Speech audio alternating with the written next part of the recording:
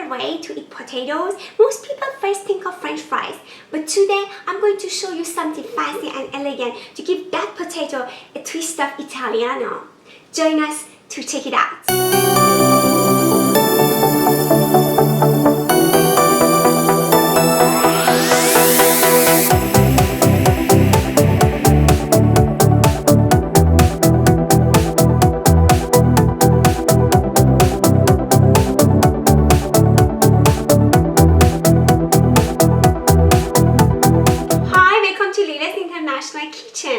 Today I'm going to show you how to make gnocchi.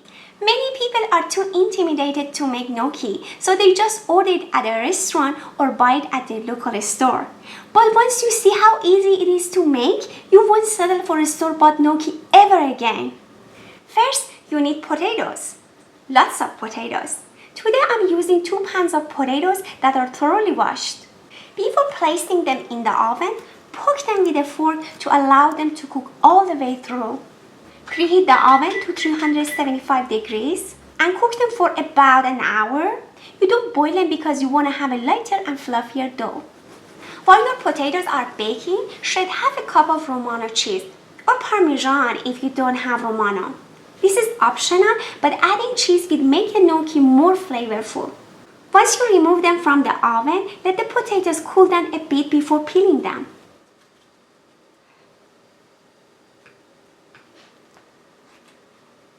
Now you can use a ricer or use this side of the cheese grater with medium-sized holes to grate your potatoes.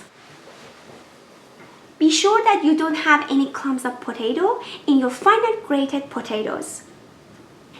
Next, add a medium-sized egg in the center of the potatoes. For every 2 pounds, add 1 egg. First, beat the egg. Then add a teaspoon of black pepper and 1 teaspoon of salt to a cup of all-purpose flour. Sift the flour mix on top of the potatoes. Now mix the egg, potatoes, and flour evenly using your hands.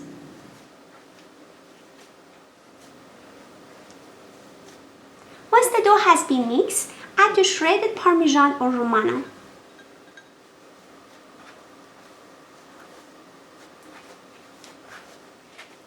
It's time to knead the dough. Don't overdo it because you'll end up with tough gnocchi. If you need more flour, you can add it, but be careful not to add too much because the gnocchi will dry out. I need mine for about 1.5 minutes.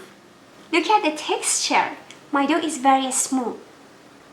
I'm going to create a log and divide it into 10 even pieces. Sprinkle some flour on the surface. Grab one of the dough segments and roll it out into a rope about 1 inch thick. Repeat the same step with the remaining dough. I'm cutting them into little dumplings. The size is up to you, but I like them in this size.